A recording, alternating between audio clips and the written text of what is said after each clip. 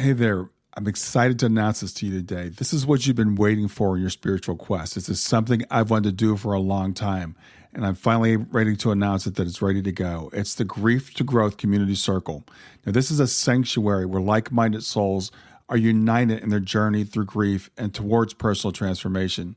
It's more than just a place. It's a beginning. It's a commitment to growth and understanding. Here you're finding not just a community, but you're entering a circle of trust and depth. You're going to engage with interactive coursework. You'll dive into exclusive podcast episodes and partake in discussions that illuminate the path from mourning to empowerment. This is a realm where every question is honored and every individual's journey is validated. To be part of this exclusive circle, visit us at grieftogrowth.com/community or look for the chat icon at the bottom of every page on the main website. Remember that entry is a privilege because I want to ensure that every member is as dedicated and genuine as you are. You must apply to join, but the journey within is worth every step. So go ahead and join us today. Check it out, grieftogrowth.com/community, and I look forward to seeing you there. Hi there. Welcome to Grief to Growth podcast. Your host is Brian Smith, spiritual seeker, best-selling author, grief survivor, and life coach. Brian believes that the worst tragedies of life provide the greatest opportunity for growth. Brian says he was planted, not buried, and he is here to help you grow where you've been planted by the difficulties in life. In each episode, Brian and his guests will share what has helped them to survive and thrive. It is his sincere hope this episode helps you today. Hey, everybody. This is Brian back with another episode of Grief to Growth. And today I've got with me Barby Ingle. I'm going to read Barby's bio, and then we're going to have a conversation like we always do. Barby, she's a best-selling author, a reality personality. She lives with multiple rare and chronic diseases, and I'm going to try to get these right. Reflex Sympathetic Dystrophy, migralepsy, Palbar-2-Var, endometriosis, and other pain disorders. Barby is a chronic pain educator. She's a patient advocate, and she's president of the International Pain Foundation. She's also a motivational speaker, and she's a best-selling author on pain topics. Barby was living her dream. She trained and performed cheerleading, dance, and gymnastics starting at age 4 through college.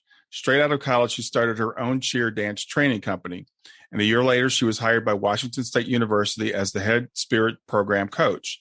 She's been battling chronic pain since 1977, first with endometriosis, which resulted in a sympathetic dystrophy, in a progressive neuro-autoimmune condition that affects multiple systems in her body and needs to be treated early so the disability does not take over. She lost her physical abilities and was bedbound for years.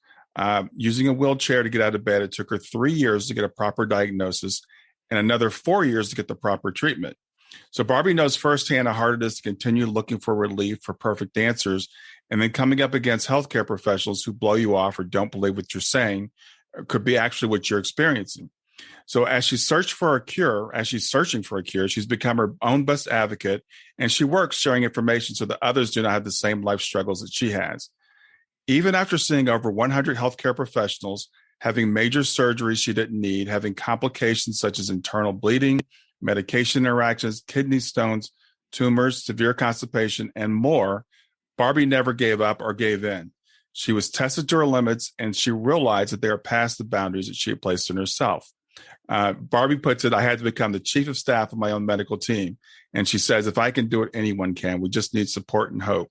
So, Barby, I thank you for being here today with Grief to Growth. Thank you so much. I'm glad to be here. A great job on trying to pronounce those diseases, rare diseases. There's 7,000. So you did a really good job trying to pronounce the ones that I have. The only dystrophy, you said dystrophy, which I kind of like dystrophy better. Oh yeah. Yeah. And then you said Palvar or something like that, and that's PALB.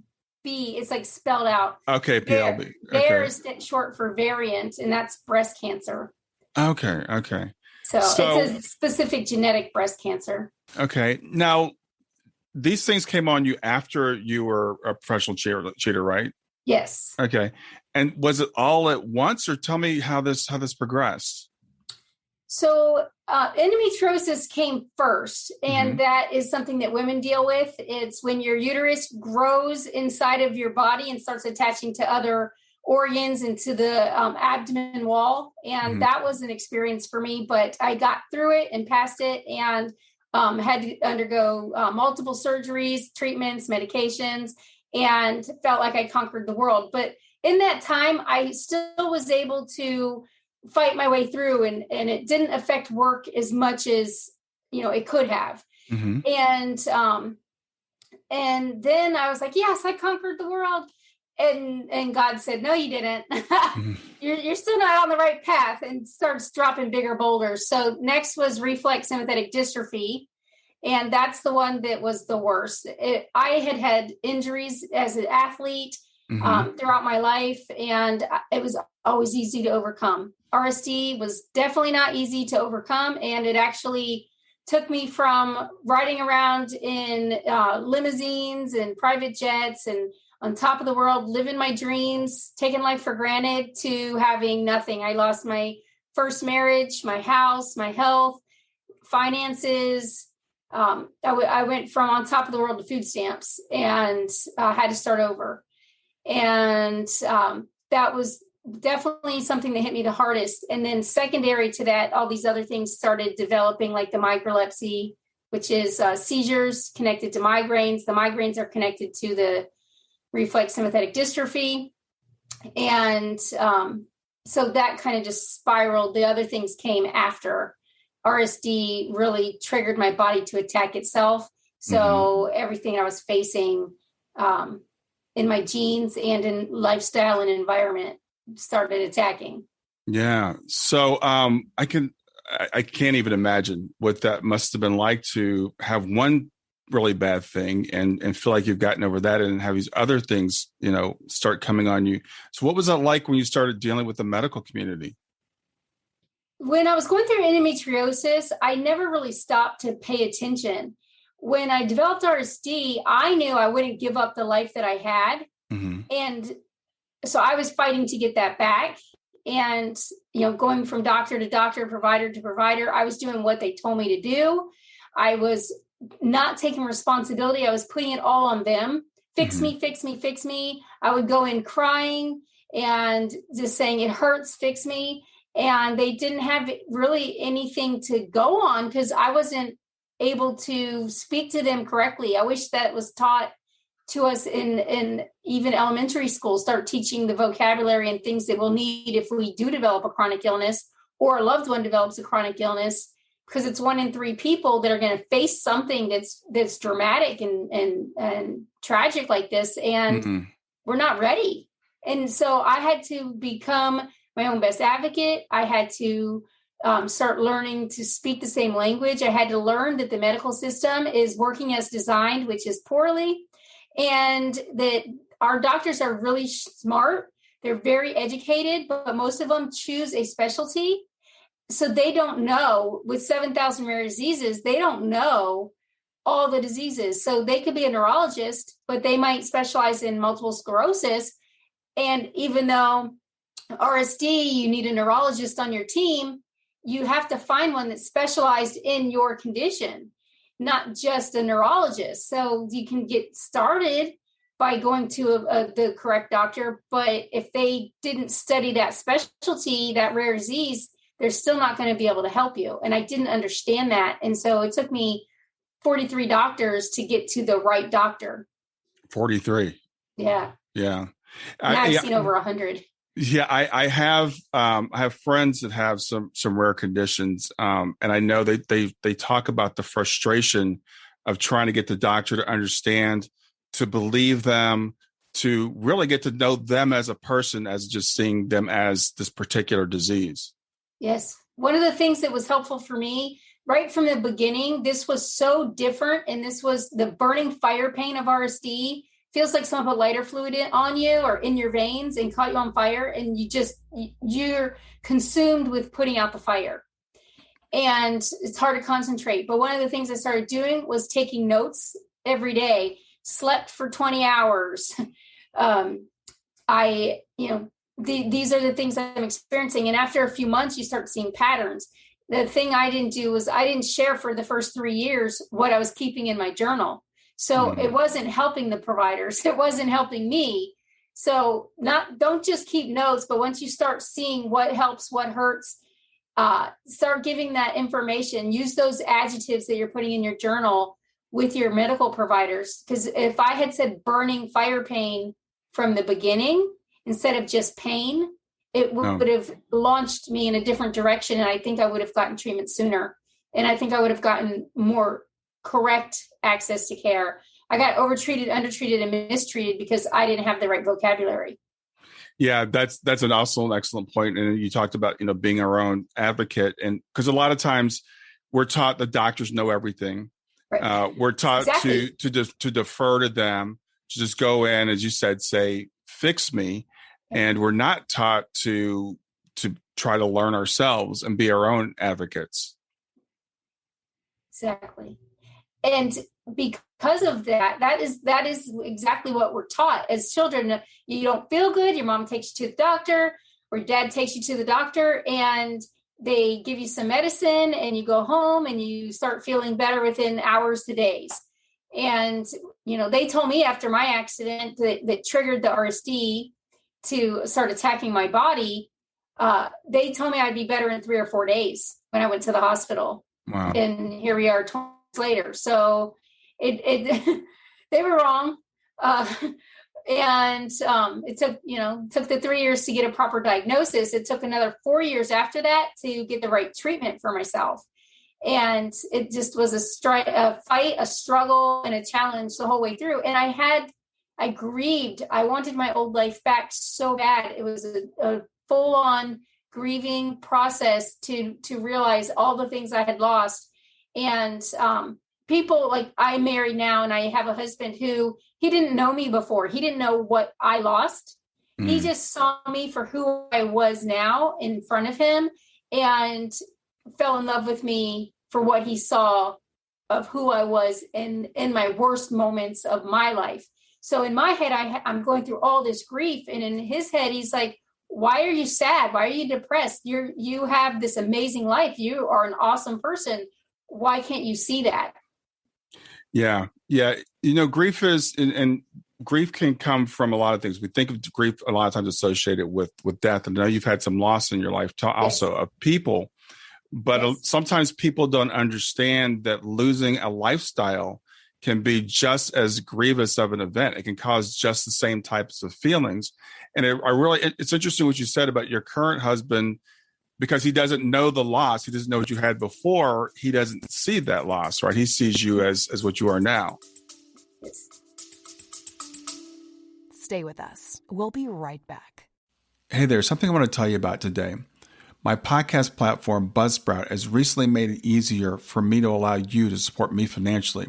Go to www.grieftogrowth.com/subscribe. That's grief2growth.com/subscribe. And once you're there, you can sign up to support me financially.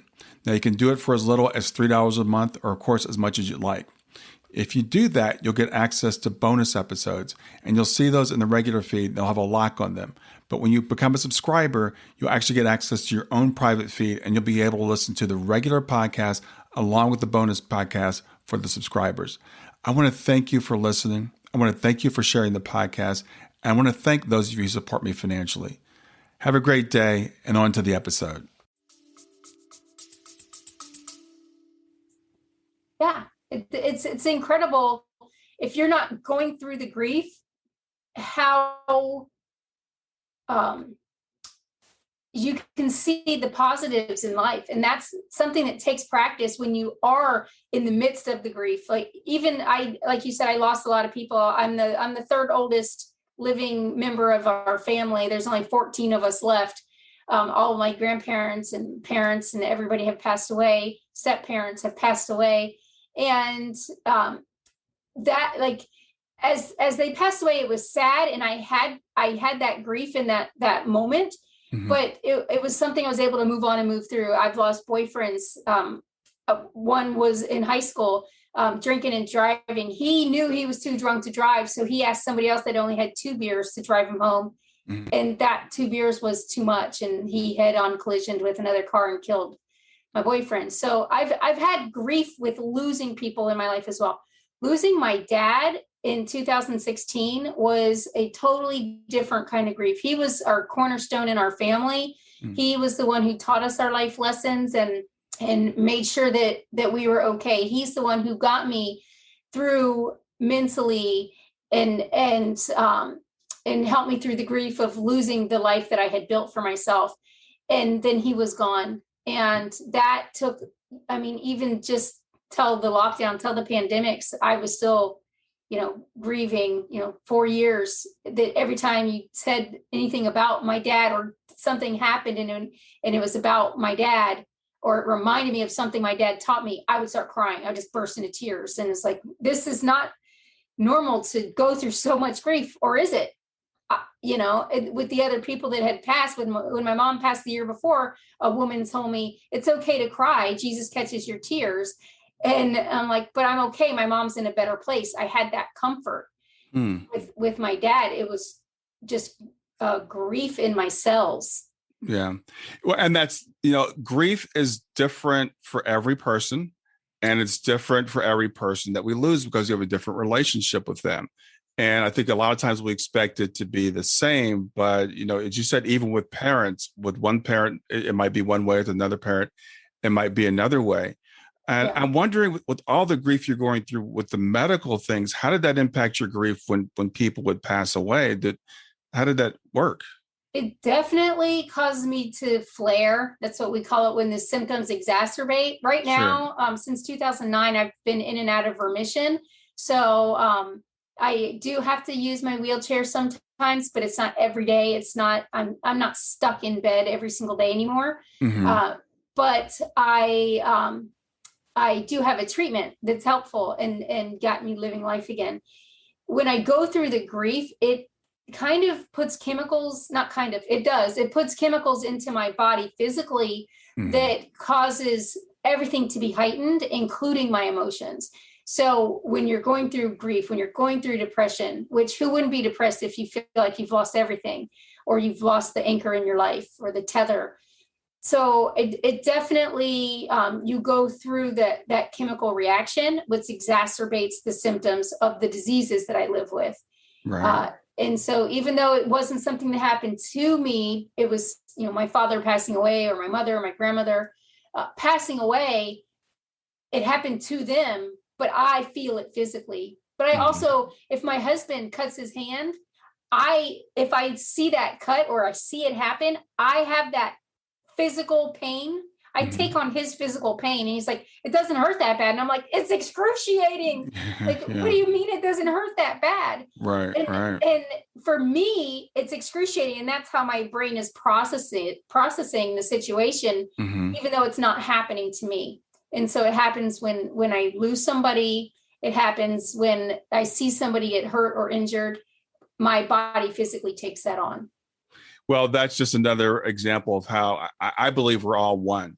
And some people don't really realize that. Some people realize that on a much deeper level. And it sounds like you're one of those people that, and I'm the same way. If I see someone get cut, I don't feel pain, but there's a weird feeling I get like in my stomach. It's just like I can connect with that. And so when you said when someone passes away, it doesn't happen to me. Well, yeah, everything that happens to us, right? It's all from our perspective. So I can understand why you would feel, that intense grief when people, leave. Yeah. And I do. And I think I try to say it's not happening to me because I'm trying to use my mental tools and skills to try to move through the grief. Right. To get to the other side. So I try to reframe that happened to them. So I'm still here on earth. I'm in this realm. I still have to do the things that I need to do to live this life to the fullest until it is my time to go on to heaven. So I try to separate it mentally a little bit to help protect myself. So I can keep moving forward. Yeah, I understand. We do have to have a certain amount of separation. And, it reminds me of, having children.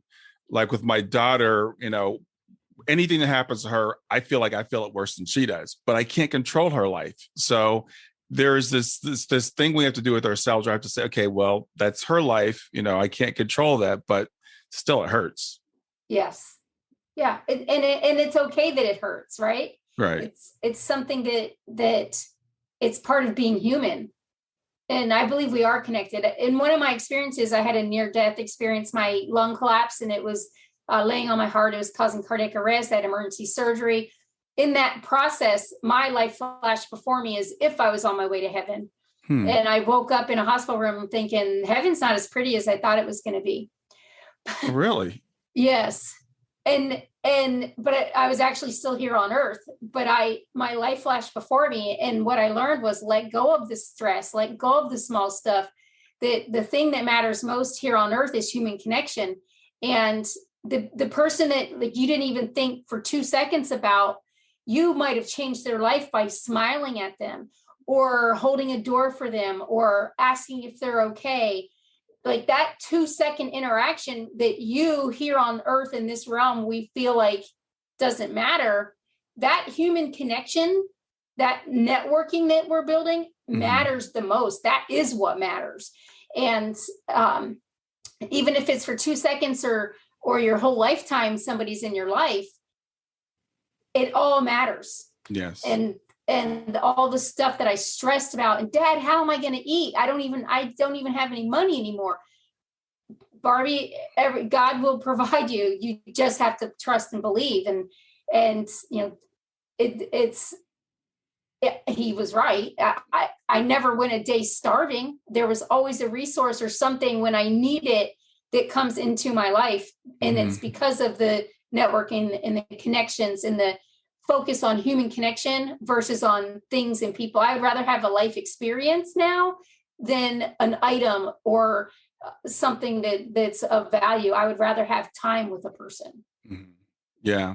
So earlier when you talked about the endometriosis and you feel like you kind of got through that and then you got hit with this other thing, you mentioned like God threw something into your life. So what are your feelings about why these things have happened to you? Stay with us. We'll be right back. Hi there. I'm really excited to tell you about my latest ebook. It's 4 lessons that you can learn from the near-death experience without going through all the trouble of dying to learn them. I've been studying NDEs for several years now. I am completely convinced that not only are they 100% real, but that there's some very universal wisdom that we can get from the near-death experience. And I've distilled that down in this book into 4 short lessons. And I've also given you all the reasons why I believe that NDEs are absolutely real. So go to www.grieftogrowth.com/NDE lessons to pick it up for free. www.growth.com/NDE lessons. I hope you enjoy it. Well, I think that we have a life plan and things happen to us to help us fulfill our purpose. So we can't always see it at the time, but when you look back, you can say, if that didn't happen, I wouldn't be where I am today. And I've literally helped save lives, like having patients trying to commit suicide run into the street, and we're physically right there to stop them, help them, and continue to get them help. That I wouldn't have been there in that moment. That person would have still had the pain that they have and the grief that they have and what they were going through, but I wouldn't have been there to help them, and I was supposed to be. So what I've been through is to help me help other people. And that is my purpose here on earth. And I was taking life for granted. When I got sick with RSD, I literally wasn't thinking about life. I was thinking about me and where am I going to shine and what am I going to do? And now I live more abundantly, not thinking about, oh, what can I get out of this? But where am I supposed to be? Let me stop and think. Let me stop and process. But God was giving me signals, and he was like, he gave me endometriosis, and not to be mean or harsh or put a wrath on me. Good things happen to bad people and bad things happen to good people. I don't think it has anything to do with that. And I wasn't doing bad things. Like I wasn't killing or murdering or hurting people. Right. I just wasn't living my life for my purpose. And so he was saying, here's a sign, here's a sign, here's a sign. And I was ignoring him. And then he said, here's a boulder. Yeah. And it got me to stop and focus on the things that I was here on earth to focus on. So I stopped wasting time. And time went from being a 24-hour day to living life to your fullest in each moment, and taking away the stress and the guilt that people can put on you or that you can accept. Now, when I start to feel like somebody's putting guilt on me, I will like do a physical action where I take that guilt and I just drop it out in front of me and say, that's not for me. That's not my guilt to bear. It's my way again of coping through I want to come to your birthday party, but I might only be able to stay 5 minutes. And that 5 minutes, I'm going to give you the best me that I can give you, because I wanted to be here and I wanted to be in your life. But physically, I might not be able to handle an hour-long or 5-hour-long birthday party that has all this noise and streamers and fun and dancing. I will give you what I can give you, because I want to have that human connection with you, and knowing that this is moments instead of just a 24-hour period. What all can you throw into it?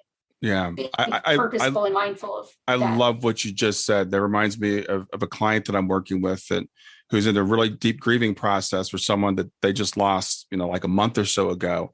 And people are putting all these expectations on them. And I was working with them. They said, well, I have to go to this thing this afternoon. People expected me to be there. And I was like, you need to take care of yourself. And I really like that physical action that you said. I'm just going to take this and I'm going to drop it. I like that a lot, because people will put things on you. And when we're in having a physical condition like you are, or we're in deep grief, self-care is the most important thing. And sometimes we have to set boundaries. We talked about all being connected, which is one truth, but there's another truth that says we have to take care of ourselves. So we need to know where and how to set those boundaries to say to people, I'm going to give you what I can give you, but I maybe not be able to give you that right now. Absolutely. And we forget, like, you need to have a good balance of physical, mental, and spiritual health.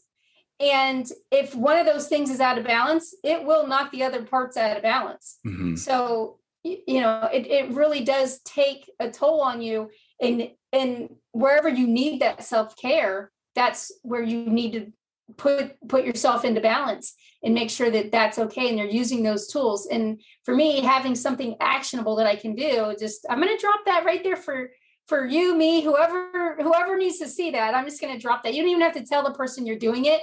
Mm-hmm. You can mentally help yourself by grabbing that grief, guilt, whatever it is that's negative, and dropping it away from you. And know that you don't have to go to a party. You don't have to go to anywhere or anything. You get to go. That's right. What living on this earth is. And you get to go. And if you get to give it 5 minutes or you get to give it 4 hours, it's okay. Right. Everybody's going to be okay. You have to take care of yourself first. Just like on an airplane, you put your oxygen on first, make mm-hmm. sure your children are okay, your immediate family, and then you help other people if you can. That's exactly how God wants us to live, is help yourself, help your family, help your friends, help the bigger network. And part of giving others doesn't mean taking away from what you need to do for yourself first, because you can't fully give you if you're not full. Yeah. And it's interesting as you say that. I was thinking about when I was a kid in Sunday school, they taught us this acronym, JOY, Jesus, others, and you. So you're supposed to put Jesus first, and then others, and then yourself, which is... That's not what the Bible says, though. Right. It's backwards. But they were teaching this to us. And unfortunately, I see a lot of people still, and especially with women, because I think women are taught even more, it's all about everybody else. And we need to take care of ourselves first. Yes. Absolutely. It's Jesus, you, others. Yeah. So and that's really, to me, that's what the Bible teaches you, is you can't be living for Jesus if you're not taking care of yourself. And so that has to come first, and then you can help other people, and you will be able to do that more abundantly mm-hmm. once you are in line with yourself. And it doesn't mean that, oh, I am not feeling like I'm a 10 out of 10 for this area of my life, so I can't help you. No, you can still help other people, but you need to have a focus on your life and yourself and making sure your balance is okay. That is your number one job. And then you have that, you'll have abundance and you can help other people. And it is a responsibility to help other people, but not over yourself.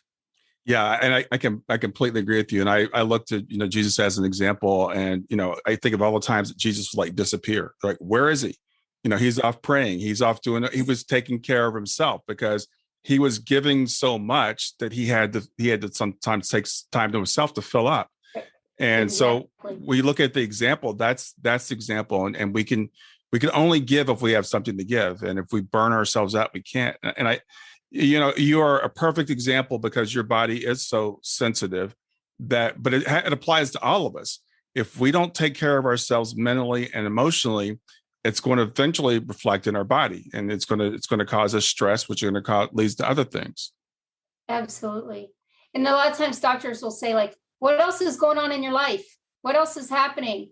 It can't just be this physical thing. And you're like, oh, well, I have stress from this, or I took on the stress from that, or, it's interesting. My father-in-law, he always will say things like, oh, I got to go help Jeff, or got to help Susie do these things. And I'm like, you don't got to do it. You're choosing to do it. So reframe it and put it in a positive frame. You get to go help these people. And hey, you hurt your shoulder. You can't be helping them. Hopefully they can now turn around. You've helped them. They can help you because you helped them through their tough time.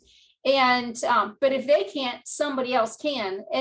But we're caregivers for him, yet he's out caregiving for other people. And we're like, you actually need to care for yourself first, which will help us not have to care for you as much. Not that we don't love you. We just have to have time to spend on ourselves and caregiving for ourselves as well. So there has to be a balance, or you see the trickle effect in the people you're trying to help, because you want to be able to help somebody so that they can help somebody. It may not come back to you. That person's help may not come back to you, but it could go on to help somebody else. And that's the network that we're all in, that different people can help different people, but we have to help ourselves first. Yeah. So I want to ask you, so what do you think has made you so resilient? Because as I hear your stories, other people hear your story, people are going, I would have given up at that point. I would be done. So what gets you through this? We'll get back to Grief to Growth in just a few seconds. Did you know that Brian is an author and a life coach? If you're grieving or know someone who is grieving, his book, Grief to Growth, is a best-selling, easy-to-read book that might help you or someone you know. People work with Brian as a life coach to break through barriers and live their best lives. You can find out more about Brian and what he offers at www.grieftogrowth.com, www.growth.com. If you'd like to support this podcast, visit www.patreon.com/grieftogrowth, www.patreon.com/GRIEF2GROWTH to make a financial contribution. And now, back to Grief to Growth. I hear that a lot, and I have reflected on this a lot. And I think part of it is I was born this way. I think also part of it is lifestyle and environment. I practiced. My coaches used to tell me in cheerleading, they would say, practice makes perfect. And practice doesn't make perfect. Practice makes better. And, when you're cheering on a team and the football players are down and they're giving their all, but they're losing 50-0. And you're still down there on the sideline smiling and trying to get, noise on a third down and get the crowd pumped up. You have to keep smiling through the diversity, adversity, everything you're facing in that moment that feels like it's negative. Well, really in a football game, it doesn't matter. But for me, life is my game. Life is where I score my points, and my life experiences are points on my board. So if I'm alive, I'm still playing this game, and it might feel at the time that I'm losing 50-0, but my game is not over until I move on to heaven. So I can keep going, and I can turn the game around. In this quarter or 2-minute time period, it might be a losing time, but it's only a moment, and I have the rest of my life with this game of life. And so I think that practice made me better, but I also believe that I was born with it. But I don't think all people are born with resilience. I think it's something that you have to cultivate and grow in. And so I've done both. And because I practiced my talents given by God, I've done better. But I still have my moments. I still break down and cry in grief and cry in pain. I just learned to then give myself time to do that and get through that, and then pick myself up and use the tools that I've practiced and built to move on to the next thing. And sometimes you have to smile through the grief, even though it's hard. Yeah. God didn't say life was going to be easy. He said he was going to give us life. Yeah. You just said something there that, and I reflect on it a lot, and I don't have an answer yet. If it's resilience, is it something that's born in us, or is it something that we can develop? Or I think it's probably a little bit of both. But I hear so many people say, well, and my daughter passed away when 6 years ago, when she was 15 years old. People say, oh, I could never live through that. Or people might look at you and say, I could never do that. And I say, I think that these things reveal what's already in us. I think we don't get a chance to exercise it. And I tell people, you're stronger than you realize. Because a lot of us have said that. We made that comment. I could never live through that. I could never, but humans, we have an amazing spirit, and we'll do what we need to do, and we'll figure out a way. But there is an option. I guess some people do give up. So it could be a little bit of both, I guess. Absolutely. And I've lost a lot of friends to suicide due to pain. And it's hard. And when I first started losing them to suicide, it's like hard enough to lose someone to an illness or an accident that's out of their control. When they choose, like, I no longer can take this pain, who am I to say? I mean, I can pray that they're right with God, and maybe that's their path to teach us a lesson here on earth, that our medical system's broken. We need to fix it. We need to come up with cures, and we need to come up with options and treatments that are more helpful.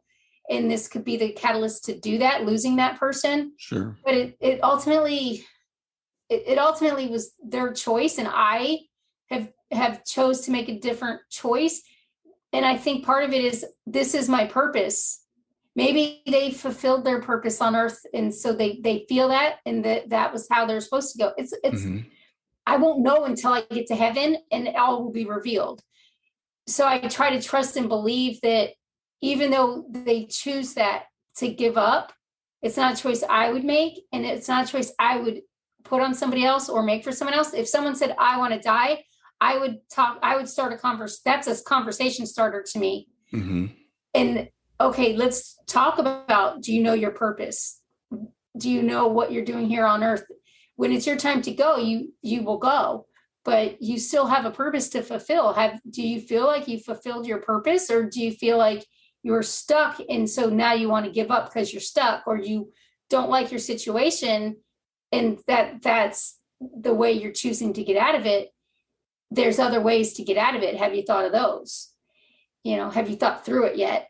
So I would try to talk somebody out of it, just because I'm so passionate about life and living life to the fullest here on earth. But I also have lost so many friends that I can't judge them for that being their choice. It's sad. It's hard. It gives me grief.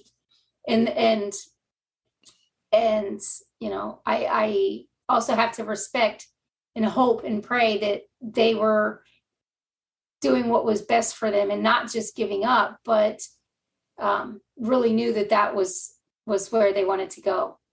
Yeah, well, I think that's a very enlightened point of view, because suicide carries such stigma in our society, and people, will sometimes say that this person has given up or they were weak because they just chose to take their lives, and it carries stigma for the people that are left behind. And I personally believe that we should try as best we can not to judge another person's path. We don't know what their path is. We don't know how that taking of their own life might impact somebody else, even in a positive way. So it's not. I don't think it's for us to say. Right. And that's exactly how I feel. But I didn't start there. I started with anger and grief that these people are committing suicide. One was my best friend. She sent me a box about a month before she passed away with it was like a care package. And each item in the package had a sticky note on it with a little message. And I still have some of the items from that box that have her little messages on them. But I thought she was doing okay. She got married and the next day jumped out of a 10-story window. The day after she got married. The day after she got married. It was like, you don't understand. Right. You just don't understand. And she had me to talk to. We had talked. She had, before getting married, she was in a women's shelter for being battered. Wow. She lived through that. What happened in that moment that she decided to this is it, I'm done. This is the happiest I'll ever be. I'm married and I fulfilled a goal. Yeah. Well, I don't know. I think that's another lesson for us, because I also hear people sometimes when someone around them chooses to take their life, we'll start judging ourselves. I should have known. And there's a perfect example of, we don't know. We never know what's going on in someone else's head. And we hear, someone's taking their life and, but they were so happy. We'll hear that. And it just goes to show that we can't know what's going on in someone else's head. Right. And that's between, really, like we say, medical is between you and your providers. It kind of what's going on in your head is between you and God. Yeah. I mean, if you have a mental challenge to get through, you have tools here on earth, including people, to help you through it. But ultimately, if you choose I'm going to choose my time to go, I'm going to be in charge of this moment. We really, I don't know if there's anything that we could have done to change that person's choice, except for offer tools, a listening ear, hope and faith. But we won't know why. And I've grown to understand that I won't understand all the whys until I go to heaven. And then it will all make sense and it will all be answered. And so out of it, the growth, I think that most I learned was patience. Mm-hmm. Patience in knowing that you can't control every situation. You can't control anybody else. You are only responsible for yourself. And unless you're a parent, and then you have to be responsible for your child till they're 18. Mm-hmm. But and most parents are parents far longer, responsibility wise, far longer than 18. Right. But legally, that's where you have to live too. And then you have to say, all right, it's up to God, and I don't understand. I don't see the picture, but I have faith that it's the right thing. That's one of the things that I've come to in my journey. When we were children, we were taught the Bible. It said, that God works together all things for the good of those who love him. I expand that even out to, because it's everybody that God loves, and that's everybody. So I think everything, even if you don't know God, God knows you. Right. And I think I've come to the conclusion, this is not based just on the Bible. This is based upon what near-death experiencers tell us. This is based upon a lot of other things, that everything is working out the way it's supposed to be, no matter how it appears. So I agree with you. It's patience. And I love this quote by John Lennon. He said, everything will be okay in the end. And if everything's not okay, it's not the end. And that is the patience that you're talking about. It's like, well, this sucks, but it sucks right now. It's not going to suck forever. And I don't know what's going to come out of this. And that includes everything, as I said, even with someone who chooses to take their life. we don't know. We don't know how that fits into the big picture. Absolutely. Yeah. It's hard. Like with my dad, we didn't know, like 4 days before he passed away was his birthday. He turned 71. And I was like, I just have this feeling like I should push through my pain physically to get on a plane and go. And my siblings all were like, Dad's doing the best he's done in years. Don't worry, you have time. And 4 days later, he was gone. And I was like, I knew it. Like, I knew. I had the message, go now. And I didn't get, I listened to people who didn't know, who said, he's fine. He's the best he's been. And was that a gift from God for them to be with him, feeling like this is the best he's been in years? And they got to experience that. I fall on the gift of, he taught me everything he knew that he was supposed to teach me before he passed. What I was supposed to have out of our relationship was complete. And he was able to go without me coming. Right. And then that's that. I love that. It's such everything in life is a matter of perspective. So we can choose how we look at things. We can choose the story that we tell ourselves, and there's the fact, you're right. There's a fact that you weren't there when your father passed. That's not changing either way. So you can look at it either as I missed out on that opportunity, or you look at it, that's the way it was supposed to be because he had taught me everything and both are equally true and both are equally valid. And you can choose how you feel about that situation. Exactly. Finding the positive. And I know I am a cheerleader. Like I find the positive if I'm losing. Yeah. That is something that is a talent and something that I practice, like consciously practice it so that when an unconscious thing happens, a challenge arises in my life, it's easier to get through because I've practiced even getting through the easy times. I've practiced getting through the hard times. I'm able to get through the hard times easier. Because I put that practice in consciously when I don't even know I need it, that skill is there. Yeah. And you use that word practice a lot. And I do too. And I love it. And the thing is for me, I am by nature a glass half empty person. I am a pessimist. I'm like worst case scenario always pops in my head first. So I was talking with a client the other day and I was giving her some advice as to, some things to do. And she said, does this work? And I said, yeah, it works, but it's practice. It's something that you have to work at. So it's not, people could look at you and say, oh, that's just who Barbie is. I could never be that way. I could never do that. And I'm here to tell you can. But it's a matter of putting in the effort. It's a daily thing. Yes. Well, I used to think I was a glass half full person. Mm-hmm. And through all of the experiences and challenges that I've faced and gone through, I realized that I'm a glass always full person. And the part you can't see is hope. Mm-hmm. But my glass is always full. And sometimes I need more hope than I have tools and skills and resources of, which is the part everybody else can see. And sometimes I don't need as much hope because I have so many resources, tools, and positivity that's filling up my glass. But my glass is always full. It's just not always visible to all the people. Yes. Yes, that's fantastic. Yeah. And once I say that, people go, yeah, but yeah, glass half full, half empty. I'm always full. It's never empty. And the thing is, it's all relative. And this is human nature. It's actually evolutionary. We focus on the problems because that's how our brains are built. So no matter how good things are, we can always find something that's wrong. It's a little bit too hot in here, until, it's 115 degrees. And then we realize it was great when it was 90. So the thing is, when you have injuries and illnesses and things, then when you're having a good day, it feels like fantastic.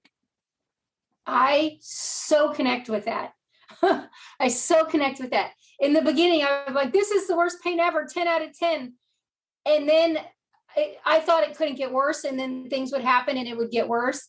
And I would be like, I wish I could have that old 10 back, because that 10 wasn't really a 10. I was perceiving it as a 10, but this is now my new normal. This is now my new 10, and that is now a 2. And I would definitely take that old 10 back. It definitely puts things into perspective as you face challenges and as you go through challenges. And really not even, it doesn't have to be a challenge. It could just be living life. It could be the best moment of your life. But then you're like, this is the best moment of my life. And then something else happens and you're like, this is the best moment of my life. Yes. Or the worst. You know, my niece asked me, some family members have COVID, and 2 of them are struggling really bad. They're all in different states. They're all isolated. They just happen to get it. And my niece, I only have one niece, but my niece said, I was talking to her on the phone, trying to do mental health with her while, you know, she's seeing her parents go through this. And she said, Aunt Barbie, what's the worst thing that's ever happened to you? And she knows. She's 7, but she knows some of the things I've been through. She's seen some of the things I've been through. But my answer was, I haven't faced it yet. The worst thing that's going to happen to me on this earth is when I go to heaven, which will really be the best thing that ever happens to me. But the worst thing that could happen to me hasn't happened yet. It was like, whoa, you know, I don't know if a 7-year-old can comprehend that, but that when she asked, that was like what came to me. That's my answer. I've been through a lot of bad things, but the worst thing hasn't happened to me, because to me, that would be not living here. But then I'll be with Jesus, and I will be like, everything is amazing. And I don't have worries, and I don't have health challenges, and I don't have financial issues and the things that we stress about in this realm. I will be full and whole. And so it will be the best thing for my soul. For my physical body, it will be the worst thing, because I won't be in it. Yeah. So, well, that hasn't happened.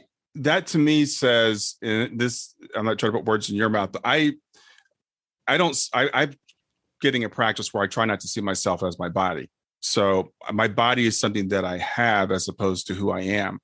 So for me, death will definitely not be the worst thing, because I get to see my daughter again. And so that's just a transition into another phase of life.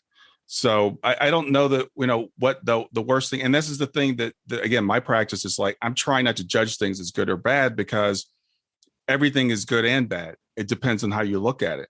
And as you've gone through all the things that you've gone through, and as we read through your list, we're like, well, that's horrible. That sounds awful. But now you're an international pain advocate. You're a motivational speaker. You've been on a reality, television show. You're doing all these things because of the quote worst things that have happened to you. So I wouldn't say at this point my daughter's passing was like a great thing, but I wouldn't be doing this if it hadn't been for that. So in that sense, it's a gift, because I believe this is my purpose, and it's all temporary. I'll see her again, so. Yeah. And for her, it will be the blink of an eye, right. Less than the blink of an eye. For you, this is our realm of time that we're currently experiencing. So it definitely is harder to stay here on earth. I wasn't saying that my body physically, that would be the worst thing, is right. not being in this body, but my soul, my I am is with God in heaven, and I won't have any stress or worry or anything else. So it's like it literally is the greatest thing. Right. And I get to be with all the people that have already passed into heaven. And one day we'll all, all the people that I love and want around me, we'll all be together in heaven. Yeah. But we have to fulfill our purpose first. And that is the greatness of living life that God gave us. Yeah, it's a very, very human thing. And it's always interesting to me, because I was raised as a Christian. I was raised in a church, the Bible and everything. And when I was about, 14 or 15, I was like, well, if heaven is so great, why does anybody want to go there? And I think it's because we don't really believe that it's real. We kind of do, but we don't really know, I guess. And once, for me, when Shayna passed away, I started studying the afterlife, and all this stuff. And I've learned so well that I'm like, I don't fear that anymore. In fact, I'm looking forward to it in a way. I have a purpose to fulfill while I'm here. I will fulfill that purpose while I'm here, but nothing really bad can happen to me. Right. Well, and I remember as a kid, they would be like, you're supposed to fear God. And I was like, no, like God loves me. Like, why should you fear somebody who loves you? Right. You fear him if you are doing harm to yourself or others. That's when you should fear him. But if you're living in God's light, there's no need for fear. There's you know, we're here for a purpose, and God gave us free will. He gave us choice. He gave us the ability to fulfill our purpose. All we have to do is take action. And back to your body as a vessel. I really, when like all this UFO stuff in the last few years has come into play, I started thinking about like, well, really, Earth is a UFO. Really, my body is a UFO. Like it's a tool to get me around the sun, and I'm on the Earth, which is a vehicle to get me around the sun, that like where I get to live my life. But that's what a UFO is. Like it's a object that takes something or somebody around wherever the universe to get. My body is my vessel while I'm here on Earth, but I will be with the Almighty. I am. He is. Yeah. And so this is just my vehicle that I'm taking right now.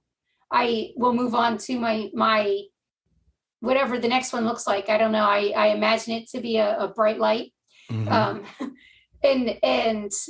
maybe twinkling stars. I don't know. I don't know what it is, but it will be heaven when I get there. Yeah, exactly.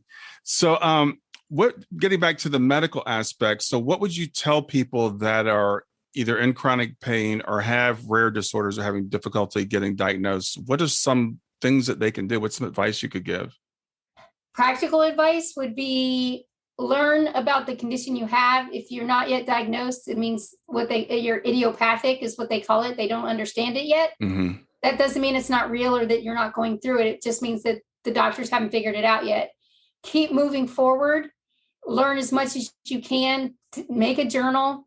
Create an oasis around you. And whether that be you're bedbound, create that oasis around you in bed. What tools and things can you have around you in that space? If you're able to get up and be ambulatory and live, more fully in a physical capacity, take advantage of those tools. Don't feel the guilt of someone saying, oh, you don't need to be in a wheelchair, because they feel awkward of you riding in a wheelchair. So then you stop living and stop doing. Get in the wheelchair. Show them that you can be more and you can do more with that tool, or whatever tool it is, a cane or a medication or surgery, whatever it is that can help you live more life and fulfill your purpose. Take control of that and know that there's great reason for hope. There is help, and all you have to do is reach out and seek out. It's there. That's awesome. One of the questions I had asked you for some questions before we started this, and one of the questions was, how can people save thousands on their medical bills? So that's something that's of interest to all of us, because we all deal with this crazy medical system that you said is working as designed. I'd like you to elaborate on that also. So 2 questions. First, how can we save on our medical bills, and why is our system so screwed up? So this is one of my favorite topics. Medical bills. I have had over $1 million in medical bills, and I am not in debt. I found the way to navigate the system. So this is something that you can do to help with your medical bills. First thing is, if you don't have insurance, everything's negotiable. Find out what you can do. Can you make payments over time? Can they give you a cash price or a charity price? Can the resources in your life help you out? Everything's negotiable. If you have insurance companies are designed to negotiate for you. So sometimes they work in your favor, sometimes they don't. They do practices such as prior authorization, where they delay your care so that they save money, which I really don't understand. It saves one department money, but it doesn't save the other department money, because you can worsen your symptoms in that moment or time because they're delaying your care. So it's an odd thing that they do. It's an odd tool they use. but it saves one department money. So that department gets a pat on the back while the other department's going, how do we help this person? Yeah. But every doctor sends you a bill. Your insurance company will send you what they call an explanation of benefits, EOB, because that's hard to say. EOBs come. Doctors will send you the bill before they get the information back from your insurance for what your insurance negotiated for you. Mm-hmm. If you do not feel the pressure to pay that bill immediately. Wait for your explanation of benefits. If your name is spelled incorrectly, if your date of birth is incorrect, if the codes that they're putting down for the treatments that they're giving you or office visits they're giving you is incorrect, any of those things, even one letter in your name can affect what they charge you and what they negotiate for you. Mm-hmm. So check, make sure your address, your information, all your data is correct on every single bill, and then pay what the insurance company says to pay. Now, if that's still too high, know that it's negotiable. You can work it out. You can pay $10 or $5 a month on that bill over time and get it paid off. Usually, if they see in good faith that you're trying to pay it down, they will negotiate or just let the rest of the bill go. Mm-hmm. And that has happened.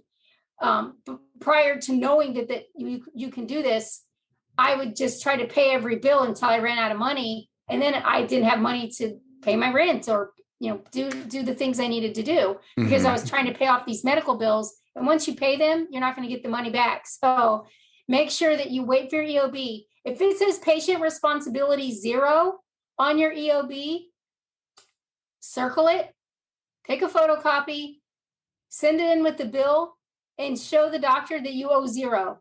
Mm-hmm. They stop billing you. Yeah. They just need to update their system, and they need to know that you know how to read a bill. And just because they're saying that this is the bill, that's not the bill. That's what they are reporting before it's negotiated on your behalf. Every single bill has to go through a negotiation process. Yeah, that's a lot of really good advice. And I could just a little anecdote. My wife had knee replacements last year, and we got our portion of it back, and we thought it was going to be the entire deductible. But when she called to talk to them about it, they were like, well, if you pay it all right now, we'll give you, it was like a 40% discount for paying cash. Yep. And we're like, so we thought, okay, this is our deductible. This is what we're responsible for. And they're like, no, if you just pay it all right now, we'll give you. So it's a huge discount. So it's a huge discount. If you get a big bill, always at least talk to them about it. I think that's great advice and understand. Absolutely. Yeah. I got a bill. I had my rib taken out twice, the same rib, but the second bill was $18,000, and that was like my largest bill at that moment. Like they trickled in, but this $18,000, and I was like, I'm out of money. I can't pay this. Like I've already sold everything I have. I don't have the ability to do this. And I saw on TV, it was when Katrina happened, the hurricane back in 2005 or 2004. And I said, all these churches are donating all these money to all these families. They're not even asking if they belong to a church or they're Christian or anything. I was like, I should ask my church to see if they can help me. And even after my insurance, I still owed $18,000. And my church stepped in and showed me how to negotiate. Oh, wow. And so my $18,000 bill got down to 0. Wow. That's awesome. And so even if they can help you with funds, great. If they can help you with negotiations, even after you think it's negotiated, the word no is just the beginning of a negotiation. Yeah. There's always a way. Just keep searching and you'll find it. Yeah, I think that's really important. So you mentioned earlier that the medical system is working as designed. What did you mean by that? It's working exactly as designed. It's designed to make the insurance companies and the doctors and providers lots of money. And it's designed for acute care, which means short term, you break your arm, you need stitches, you cut your hand on making dinner. It's designed to take care of those acute situations that are now, that need attention. It is not designed for long-term care, which is the most expensive care. So not only are we faced with these large build challenges and life devastation with all the aspects of our life, but the system is not designed to take care of chronically ill people. And because of that, it's for instance, a veterinarian is able to take care of lots of species and all different types of traumas. If the animal has cancer, they know how to treat it. If the animal has a punctured lung, they know how to treat it. If the animal has diabetes, they know how to treat it. But when it comes to humans, every single health professional has their specialty. So if they don't know about it, they'll say things like, well, this is all that, or I have nothing that can help you, or there's nothing that can help you, which is really heavy on us. Absolutely. Just because a doctor says, I have nothing to help you, I have nothing else to offer you, it just means that tool or resource is not for you. But there's other providers out there that are willing to learn with you or already have the skills and knowledge to help you, even though you have a chronic long-term disease or condition. Our system just isn't set up to communicate that or teach us how to find it. But know that there is hope and is help. And that's one of the things that I do with International Pain Foundation is help patients find the providers that they need for whatever condition that they're going through that's chronic, because those specialists exist. It's just, how do you find the one specialist for you that's able to help you? They are out there. Sometimes it takes 5 phone calls. Sometimes it takes 100 phone calls. You just have to keep going. And most people stop, as we discussed before. This is something that if a boulder is placed in front of you, there's a million ways to get around it. You just have to take action. And the people who take action get the hope and the help that they need. The people who just let it stop them and paralyze them don't.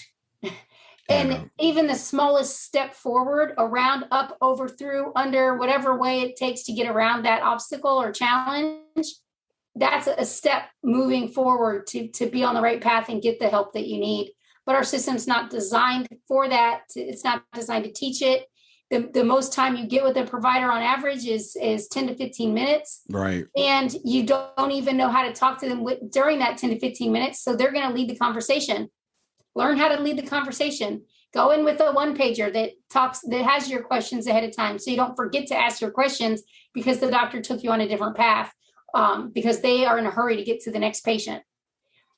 So it's working as designed. It's making a lot of people rich, but it's not helping give people life back in most instances. Yes. And as you were saying that, I was thinking, it sounds like the International Pain Foundation is a great resource. Is it only for people in pain, or people with other chronic conditions? Can they take advantage of it? We focus on people with chronic conditions that involve pain. Okay. But our Find a Provider resource, we have 2 different resources, and you can actually not have chronic pain and still find a great provider. You put in whatever your condition is, or if you have an ICD code, which is medical language that takes time to learn, but you can find it on your EOBs. Okay. You can find those ICD codes. If you put those in, we have an app on our site that can help you. You put in your private information and it tells you the providers in your area, and you can say, I'm willing to travel if you're able to travel. Awesome. And it also can tell you the about price range of every provider that treats that type of condition that you're looking at. That sounds like a great resource. So it's International Pain Foundation. Do you know the website offhand? Yeah, internationalpain.org is the website, and it's under resources, find a provider. Okay. And we have the AMA on there, but then we also have another one that's powered by Amino. And Amino Health AMA is only medical providers that are part of the AMA. Right. So it's kind of like buying your way onto a list type of situation.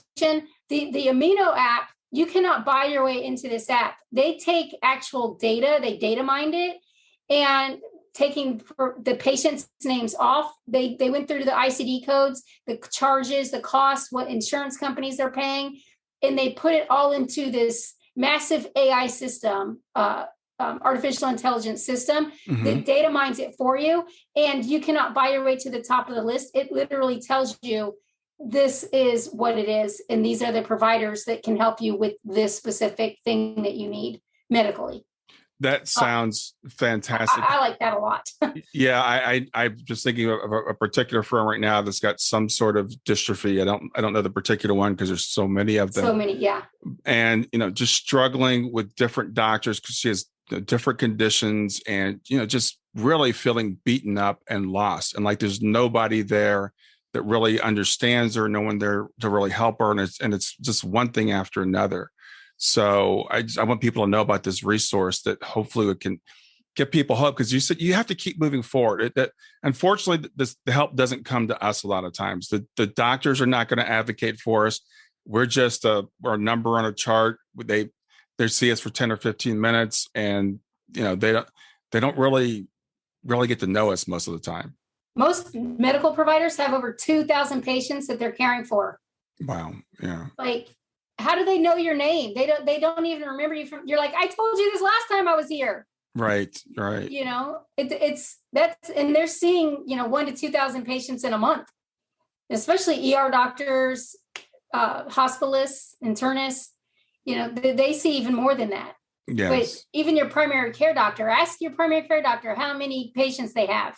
Yeah. Thousands. And a lot of primary care doctors are getting out of it because it's so overwhelming. I was talking to the doctor I went to for several years, and she was telling me, how tough it is to be a primary care doctor now. So I'm not here, and I don't think you are, to bash doctors. They're good people trying to do what they can do, but they're limited. They're human, and we've been taught to put them on a pedestal and think they know everything, and they can't. But they're not. They shouldn't be on a pedestal. They should be used as a resource and a tool.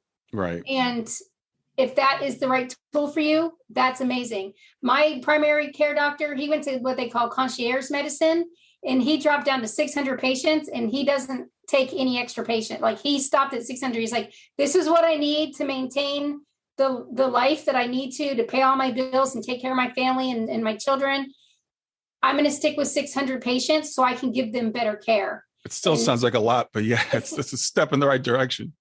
Right. It's a step in the right direction, but you got to think, like, a third of us need a lot of attention. Right. A third of us hardly ever go to the doctor, and then the rest are in between, but it gives better care for the third of us that need more care. Exactly. Yeah, exactly. Well, I have to ask you, we're kind of running out of time. I could talk to you all day, but I want to ask you about your reality show, what that was like.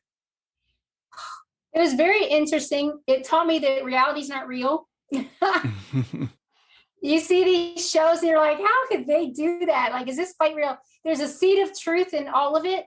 But then there's a producer and a writer, even on reality shows, that by the 5th or 6th take, you're not even saying it in your own words. You're acting at that point.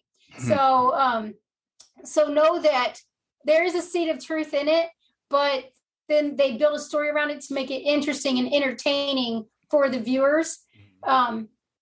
But like, my biggest show, I guess audience wise, was on TLC. And after the producers, they came and took over our house and put up all the cameras and had, someone following me, telling me what to say off camera. And by the time they left and packed up, I went through a morning of like, can I trust my own words? Am I strong enough? Am I smart enough to get through this? Because the producer makes you sound so good. That writer makes you sound so good. Or whatever it is that they want you to say. And you're saying stuff that you don't even know how they're going to edit it and make it into a storyline. Right. But it's a job and they're paying you. So know that when you're watching reality shows, watch it for the entertainment value. It's even shows like reality competitions where they're following you around for months sometimes. Know that even that they like will sit you in a room, or you'll see them sitting in a chair with just a bright light giving like a testimonial about a situation. That isn't always filmed immediately. They will film that like days, weeks, months later and work it into a storyline. So even that testimonial, that's especially where it's given to you. Yeah. to match whatever they got on film that doesn't necessarily match the words that they need. So they have you talking in this testimonial showing something else, and it makes a whole different image of what's going on. Yeah, little peek behind the scenes. Thanks, I appreciate that. Yes. Well, But Barbie, I like doing reality because although it's not real, it gets people to connect to me that wouldn't have heard of me right. or know my journey or story. And I'm able to plant my own seeds afterwards because they'll contact me and say, oh, I feel so bad for your husband. And I'm like, he's taken care of. Don't worry. Yeah. But why are we connecting? What do you need help with? What do I need help with that we connected? Because obviously you reached out for a reason. So well, tell me, give me the name of your show or your shows. On TLC, it was called Extreme Time Cheaters, which when we signed on, it was Extreme Time Savers. They changed the name to be more sexy. But Brainstormers was another one I did on the Weather Channel. The Ken and Barbie Show, which was digital reality. We did 9 seasons of that. And I was a producer on that, so I had a little more say on that one. Oh, wow. Okay. Wow, cool. But we're like, oh, I'm going to go at this angle. You're going to go at that angle. And so that it makes it more interesting for the viewer. So it's not always exactly what you believe or think. But it gets a conversation going. Yeah. So, but those are some of the big ones. But, and then I did Our Pain, which was on CBS out of Las Vegas.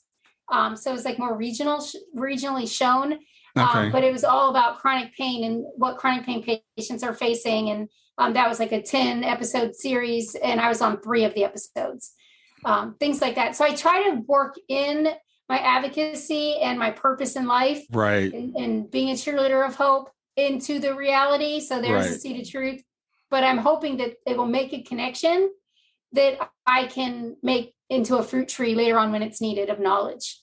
Awesome. Well, Barbie, we are running out of time. I like to keep these to around an hour, but it's been really, really great getting to know you. How can people find out more about you? Where can people find you? You can find me personally at barbyingle.com, which is my name, Barbie with a Y, Ingle with an I. Mm-hmm. And then with the foundation, and I'm on all the social medias except for TikTok. I don't do TikTok. But just using my name, you'll find me. And then the International Pain Foundation is also on social medias, as well as internationalpain.org. If you are facing a chronic illness of any kind or a rare disease and you need some hope and help, that's a great resource to reach out to get you going and getting you to be able to take action in your life so you can live a better, fuller life.